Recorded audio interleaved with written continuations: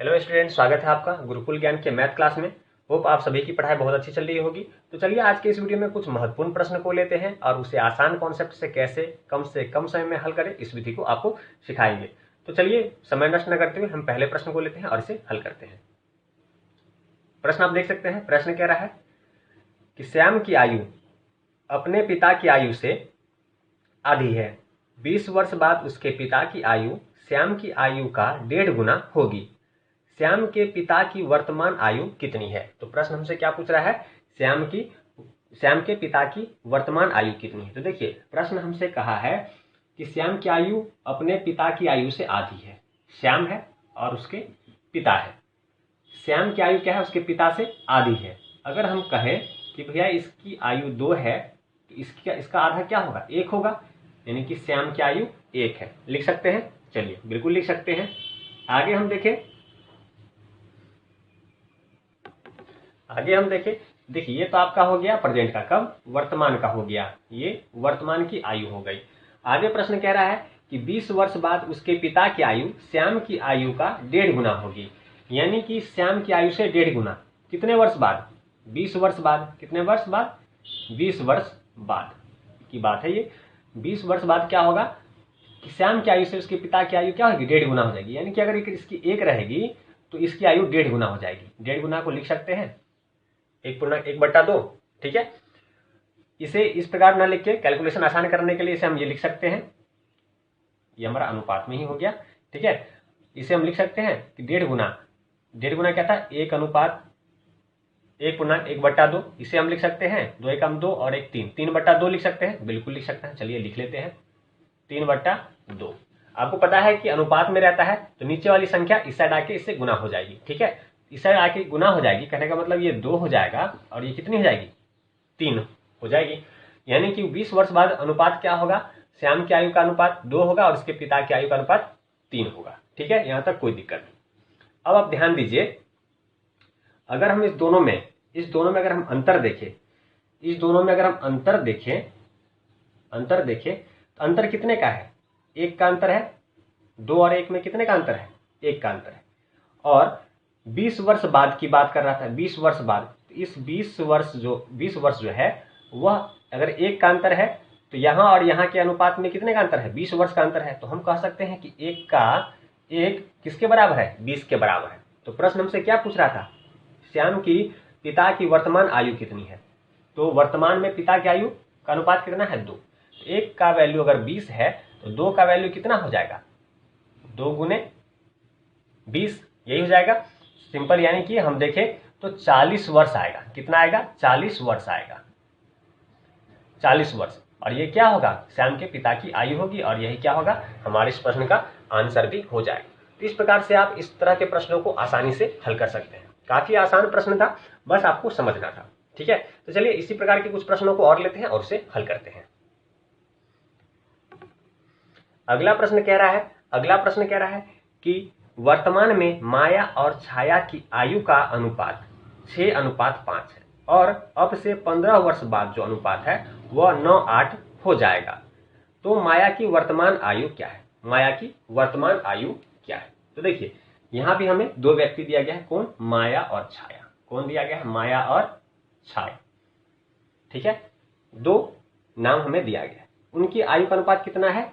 6:5। कितना है? 6:5। वहीं बात करें, ये तो हो गया आपका कब? ये हो गया आपका वर्तमान का। कब का हो गया ये आपका हो गया वर्तमान का। चलिए वर्तमान लिख लेते हैं ताकि हमें मालूम रहे कि ये अनुपात वर्तमान का। वहीं आगे कह रहा है कि 15 वर्ष बाद। कितने वर्ष बाद?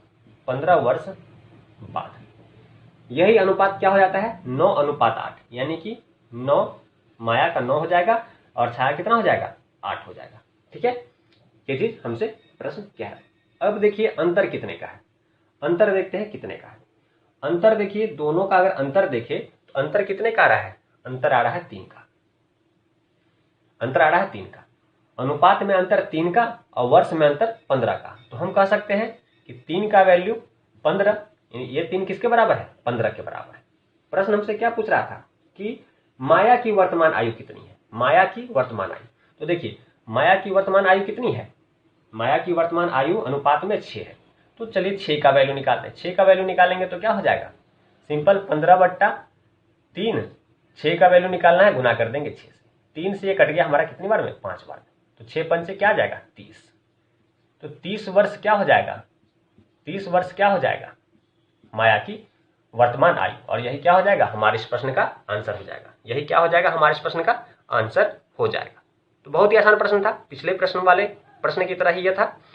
तो इस तरह से प्रश्नों को हल करेंगे तो बहुत ही कम समय में जवाब दे सकते हैं, और बहुत ही आसान है इस कॉन्सेप्ट से इस तरह के प्रश्नों को हल करना।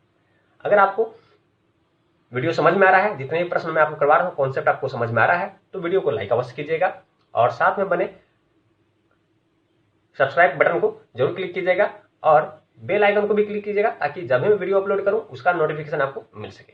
तो चलिए अगले प्रश्न को लेते हैं और उसे भी हल करते हैं। अगला प्रश्न आपसे कह रहा है कि एक मां और उसकी बेटी की वर्तमान आयु का अनुपात 7:1 है। 5 वर्ष बाद यह अनुपात 4:1 हो जाएगा। उनकी वर्तमान आयु में अंतर ज्ञात कीजिए। तो देखिए यहाँ क्या दिया गया है, माँ और बेटी दिया गया है। कौन, माँ और बेटी।